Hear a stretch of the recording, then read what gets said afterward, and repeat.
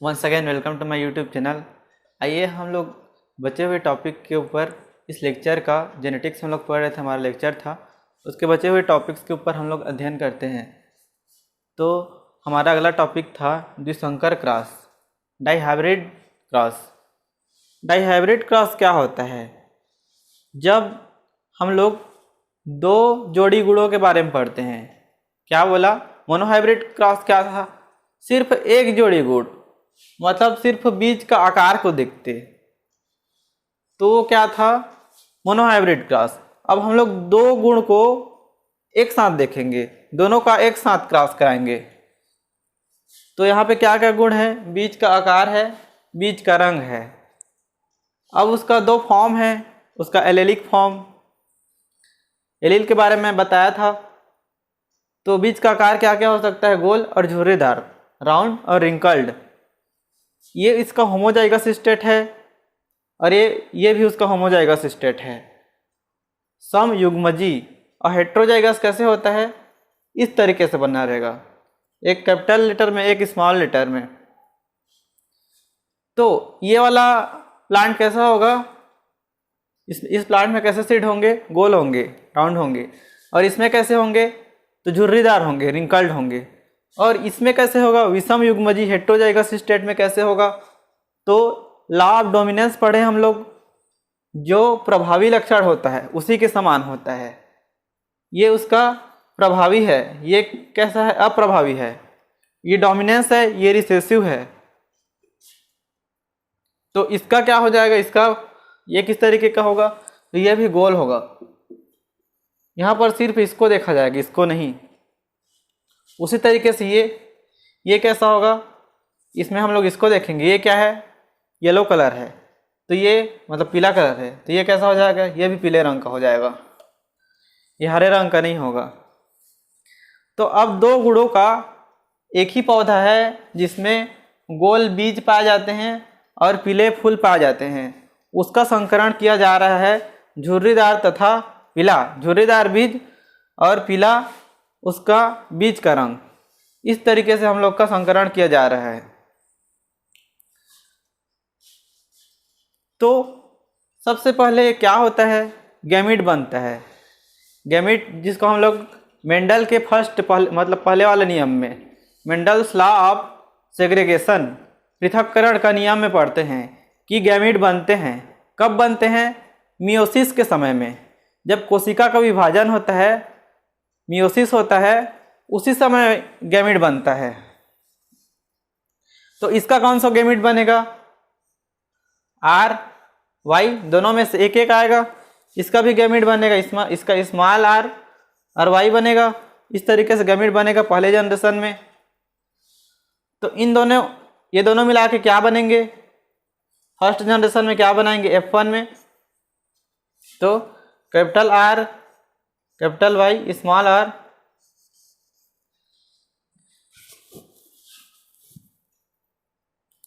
Capital R, small are, capital Y, small Y. इस तरीके से बनाएंगे। और ये कौन सा रंग का होगा? इसका सीड का आकार कैसे होगा? इसका बीज का आकार, तो बीज का आकार इसका गोल होगा। गोल इस तरीके का क्या बनेगा? गोल बनेगा। इस तरीके का क्या बनेगा? पीला। तो ये किसके जैसे होगा? ये वाले पेरेंट के जैसे होगा, ये वाले जनक के जैसे होगा। तो ये भी बन गया गोल तथा पीला, गोल बीज वाला और पीला बीज वाला। अब इसके बाद हम लोग देखेंगे, ये पहला जनरेशन था। अब दूसरे जनरेशन में गैमीट कैसे बनेंगे? तो एक टेबल से हम लोग देखते हैं उसको। अब देखते हैं, ये चेकर बोर्ड बना हुआ है डाईहाइब्रिड क्रॉस का, द्विसंकर क्रॉस का। तो ये बोर्ड कैसे बना? सबसे पहले हम लोग का फर्स्ट जनरेशन में कौन कौन से गैमीट बने हुए थे? तो कैपिटल आर, कैपिटल वाई और स्मॉल आर, स्मॉल वाई, सिर्फ दो ही गैमीट बने थे। अब जब दूसरा जनरेशन आ गया, F2 जनरेशन को हम लोग जब पढ़ेंगे, तो यहाँ पे 4 प्रकार के गैमीट बनते हैं। Capital R, capital Y, capital R, small y, small are, capital Y और small y, small r, small y. ठीक है, इस तरीके से 4 प्रकार के गैमीट यहाँ पे पॉसिबल हैं। तो इसको इधर भी लिख दिए, इधर भी लिख दिए, मेल और फीमेल दोनों का आप कॉम्बिनेशन करवाएंगे। तो ये हमारा कॉलम है और ये हमारा रो है। अब किस तरीके से बनेगा, कैपिटल आर लिखा हुआ है, कैपिटल वाई, इस तरीके से मिला के लिख दिए।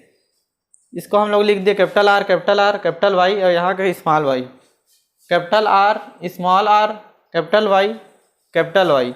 उस तरीके से हम लोग सबको लिखेंगे। लास्ट में कैपिटल की जगह हम स्मॉल आर स्मॉल वाई है, स्मॉल आर स्मॉल वाई है तो स्मॉल आर स्मॉल वाई, इस तरीके से। अब चलो हम लोग इसको एक एक करके असाइन करते हैं कि ये क्या क्या बना हुआ है। तो ये क्या था, गोल था, गोल, और ये क्या था, पीला। तो इसको लिखते जाएंगे,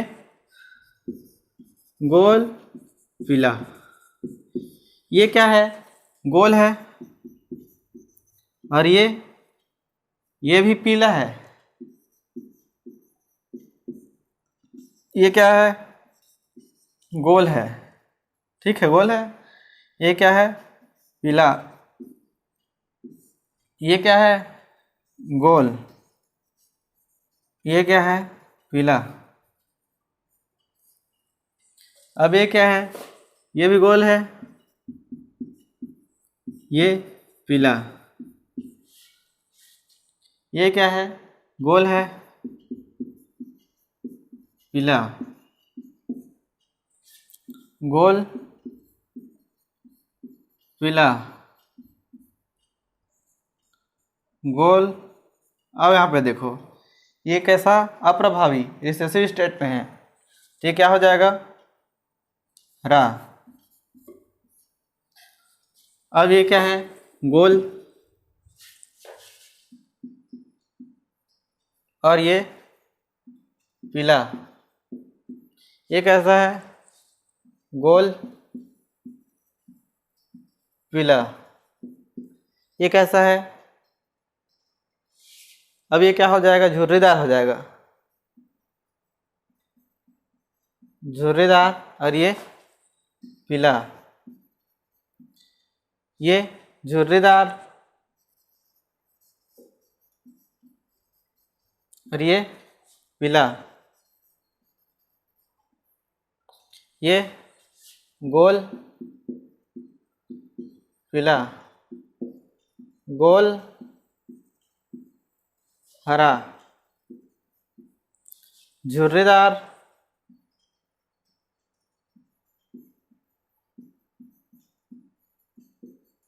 पीला, और ये झुर्रीदार और हरा। तो इस तरीके से हम लोग देखते हैं, इसको हम लोग काउंट करेंगे, ये किस गोल और पीला कितना ठो है, गोल, पीला।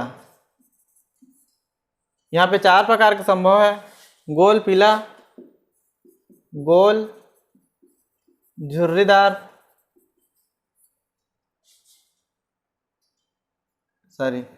गोल, हरा,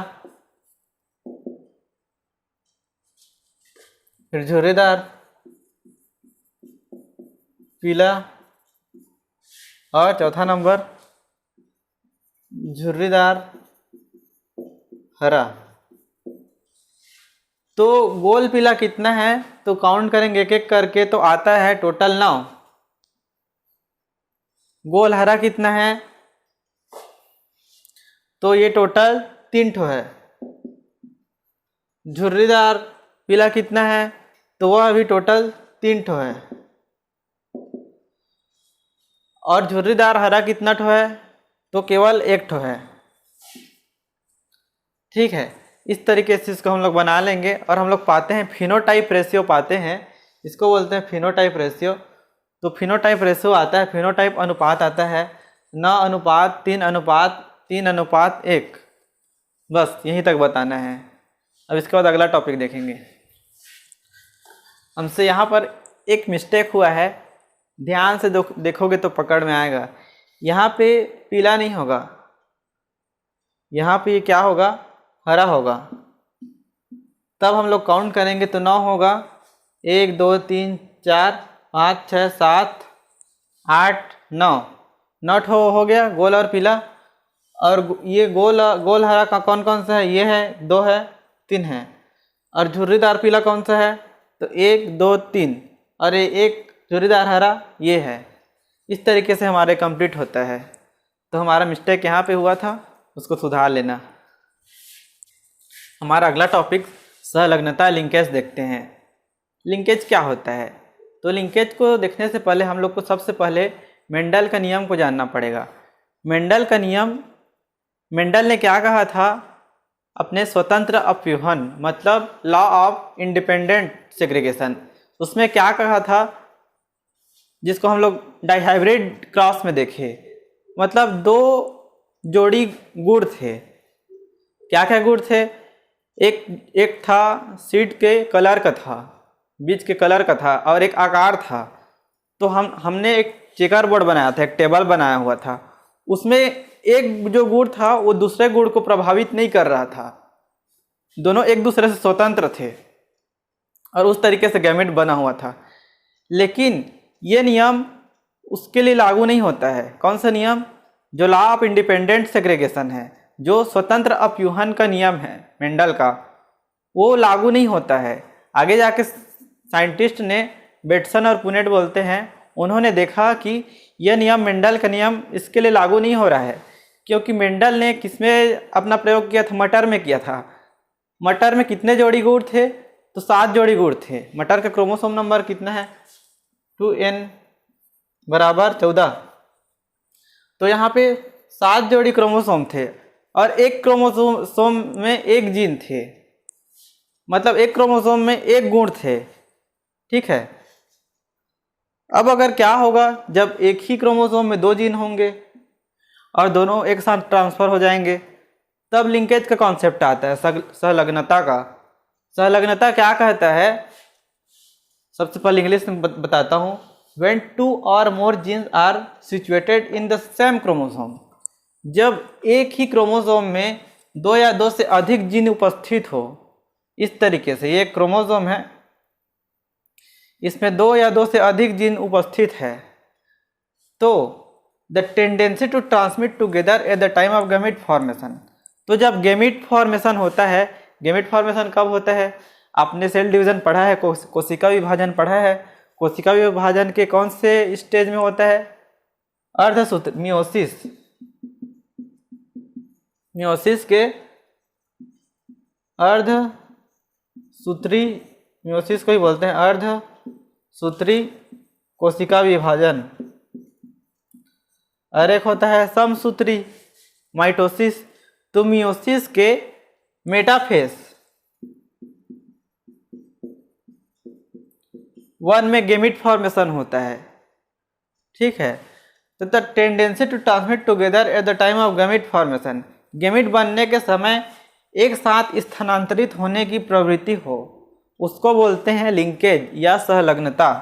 तो ये एक साथ ट्रांसफर होंगे, मतलब ये लिंकेज कराएंगे। तो ये मेंडल के नियम को, मेंडल का स्वतंत्र अपव्यूहन का नियम को, लॉ ऑफ इंडिपेंडेंट सेग्रीगेशन को फॉलो नहीं करता है। अब इसके बारे में और देखते हैं। अब सहलग्नता लिंकेज का उदाहरण देखते हैं, एक एग्जांपल देखते हैं। पहला एग्जांपल है नंबर 1 फ्रूट फ्लाई का, जिसका वैज्ञानिक नाम है ड्रोसोफाइलिया मेलानोगास्टर। ये एक फ्रूट फ्लाई है।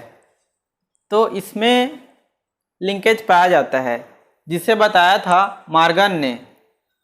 और एक लिंकेज पाया जाता है मैज में, मतलब मक्का में पाया जाता है। इसको किसने बताया था? तो हचिंसन ने। तो लिंकेज के ना 2 प्रकार होते हैं। एक होता है कंप्लीट लिंकेज, एक होता है इनकम्प्लीट लिंकेज। इनकम्प्लीट लिंकेज किसको बोलते हैं? अपूर्ण सहलग्नता को। और कंप्लीट लिंकेज बोलते हैं पूर्ण सहलग्नता को। तो दोनों उदाहरण अलग अलग प्रकार के हैं। ये जो ड्रोसोफाइला वाला है, ये उदाहरण है पूर्ण कंप्लीट लिंकेज का है, और जो मक्का वाला है, मैज का है, वो है अपूर्ण सहलग्नता। तो दोनों को एक एक करके मैं बताता हूँ। ऊपर को मिटा रहा हूँ। आई होप ऊपर के लिख लिए होगे।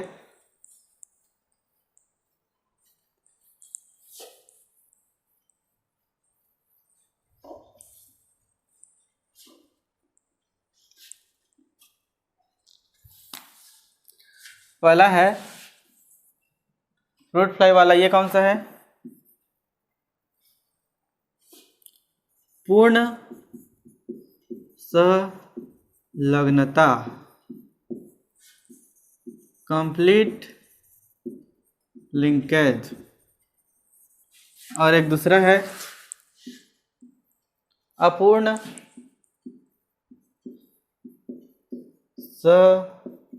संलग्नता, इनकम्प्लीट लिंकेज। क्या क्या होते हैं? तो ऐसा लिंकेज, ऐसा संलग्नता जिसमें कोई चांस नहीं है कि उन लोग मेंडल का नियम फॉलो करेंगे, मतलब दोनों जीन अलग अलग क्रोमोसोम में होंगे, जिसका कोई संभावना नहीं है, मतलब वो एक ही क्रोमोसोम में पाए जाएंगे।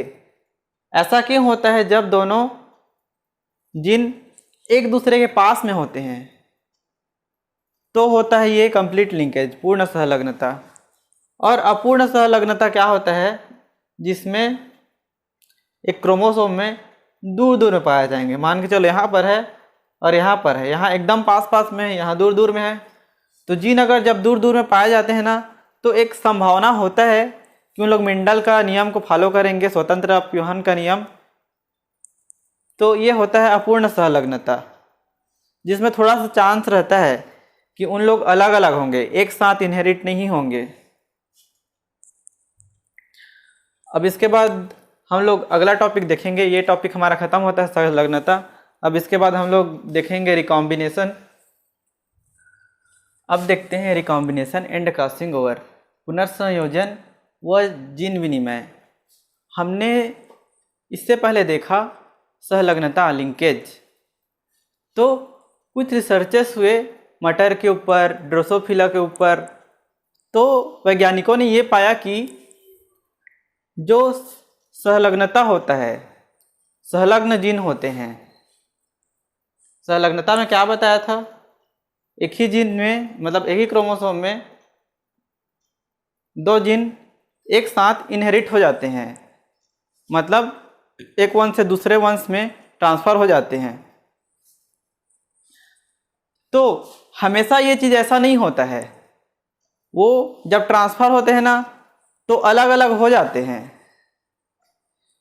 तो यहीं पर रिकॉम्बिनेशन एंड क्रॉसिंग ओवर, पुनर्संयोजन व जीन विनिमय, इसका सिद्धांत आता है। अब ये क्या होता है उसको देखते हैं। तो ये देखो, ये दो अलग अलग क्रोमोसोम हैं, ठीक है। कैसा क्रोमोसोम है? एक ब्लैक कलर वाला एक अलग क्रोमोसोम है, और ये वाइट कलर वाला है। ये ब्लू कलर में लिखा हुआ है, इसका अंदर वाइट है। इस तरीके से ये मैं दो अलग अलग क्रोमोसोम को बताने के लिए किया हूँ। तो जब ये दोनों का संयोजन होगा, ये कब होगा? अर्धसूत्री विभाजन, मियोसिस के मेटाफेज 1 के समय में। जब अर्धसूत्री विभाजन होगा तब होगा।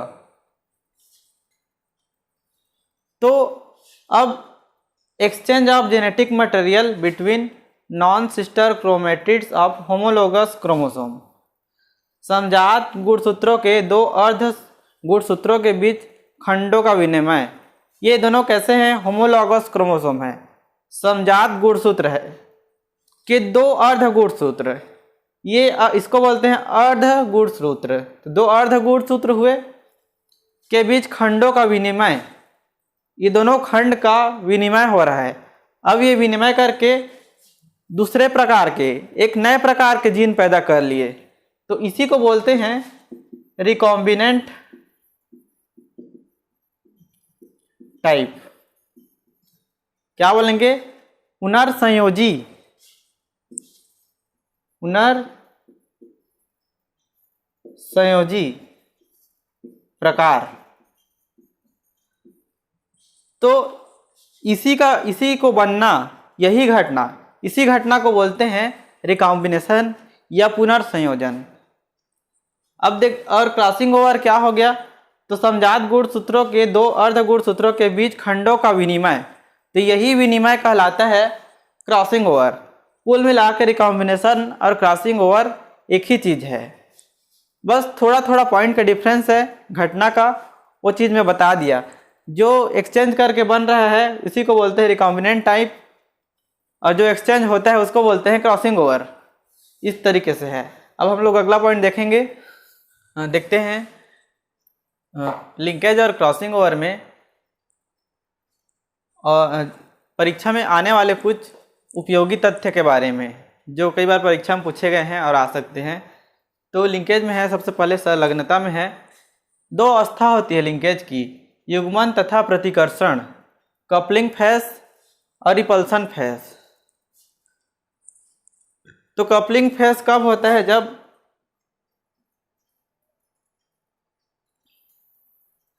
एक प्रकार के होते हैं इस तरीके से, और रिपल्सन फेस होते हैं जब अलग अलग प्रकार के होते हैं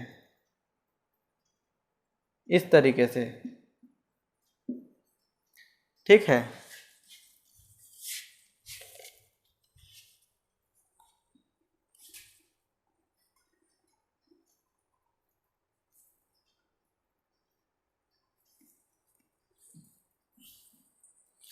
दूसरा देखते हैं, जो लिंकेज होता है, संलग्नता होता है, वो डिस्टेंस की इन्वर्सली प्रोपोर्शनल होता है।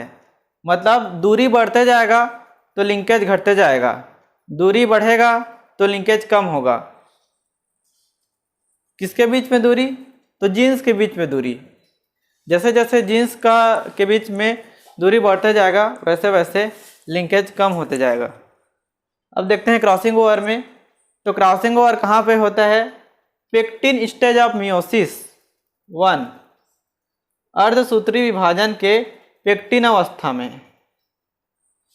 अब क्रॉसिंग ओवर किसके किसके ऊपर डिपेंड करता है, तो किसके डायरेक्टली प्रोपोर्शनल होता है, किसके समानुपाती होता है, तो दिशा नहीं, डिस्टेंस के ऊपर, टेम्परेचर के ऊपर, रेडिएशन के ऊपर, दूरी के ऊपर, तापमान के ऊपर और विकिरण के ऊपर।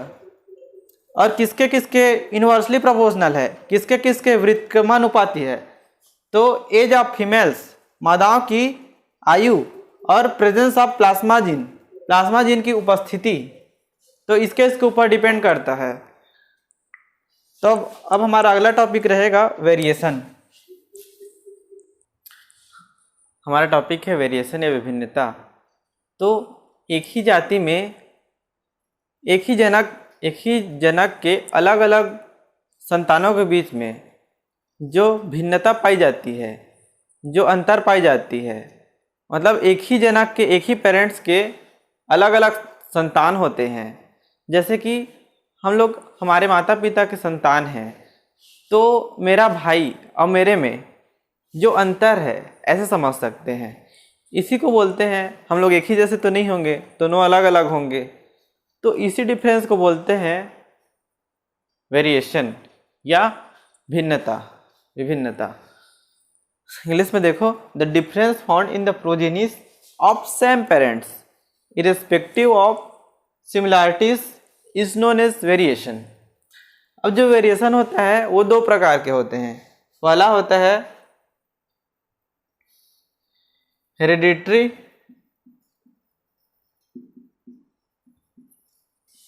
अनुवांशिक,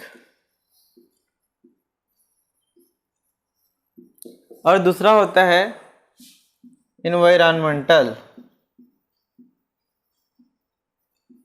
वातावरणीय।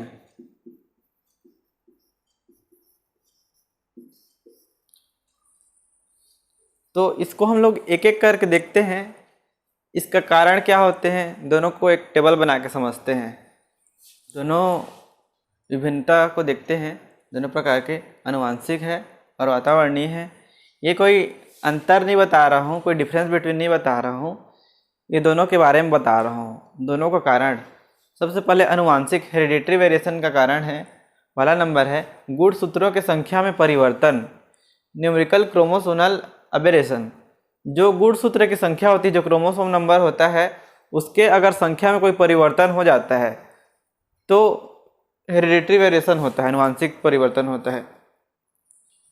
नंबर के बजाय स्ट्रक्चर में कोई परिवर्तन हो जाता है तो भी हो सकता है। जीन उत्परिवर्तन, म्यूटेशन, म्यूटेशन क्या करता है, उत्परिवर्तन क्या करता है, ये क्रोमोसोम के स्ट्रक्चर को चेंज कर देता है।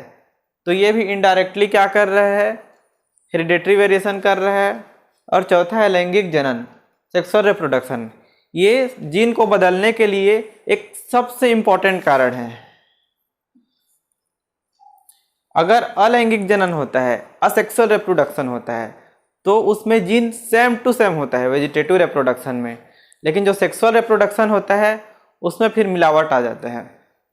दूसरा नंबर देखते हैं वातावरणीय इन्वायरमेंटल। पहला नंबर है प्रभाव करने वाला कारक है, ये सारे एबायोटिक फैक्टर्स हैं, ये चारों। और चौथा है जैविक बायोटिक फैक्टर। तो एबायोटिक फैक्टर में क्या है, मृदा, सॉइल, टेम्परेचर, तापमान, लाइट, प्रकाश, जल, वाटर, और है जैविक कारण। जैविक कारण कौन कौन हो सकते हैं, जैसे कि माइक्रो ऑर्गेनिज्म,